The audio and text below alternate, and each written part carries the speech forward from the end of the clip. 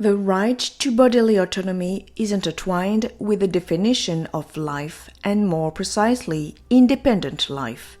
Can the law force us to behave a certain way as soon as another life depends on us? And what qualifies as life? Right off the bat, the controversial question we think of when defining life is, does life begin at conception?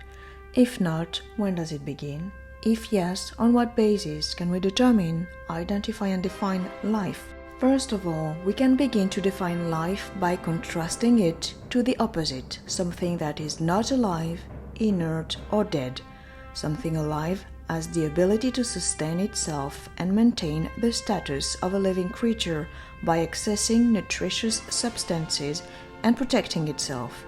It also has the ability to move, grow, reproduce, or multiply. That's why a bacteria is a living being, a virus isn't.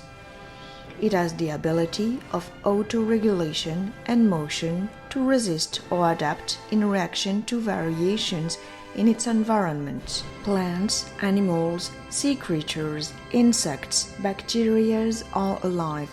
Minerals, metals, objects, basic elements, viruses, substances coming from an animal are not alive themselves.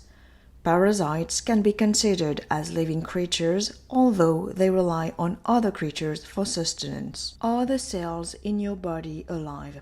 Yes, they are, but they can't continue on living if removed from your body, for example, if you needed to be amputated. Here, we have to distinguish between alive and being an independent living organism, viable on its own, and acknowledge that up until late in a pregnancy, a fetus does not have the ability to stay alive outside of the womb. If necessary, a living being can modify, treat, or even remove a part of its own body. The difference between cutting off an organ or a limb and having an abortion is the potential of the developing embryo or fetus to become over time an independent, unique organism.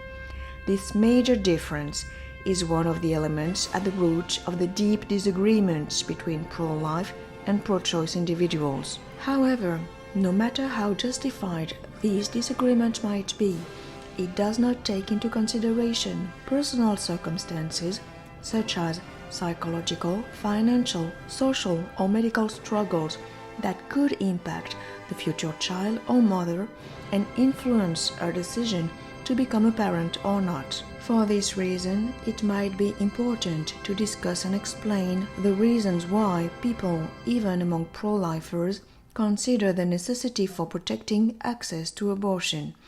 The life of the person able to create another one might be worth considering above their reproductive functions. In 2011, I was diagnosed with breast cancer, and a few days later found out I was pregnant. Ultimately, the lab determined that my pregnancy was a partial molar pregnancy. So just imagine for a moment, if abortion is illegal, my case is not considered an emergency.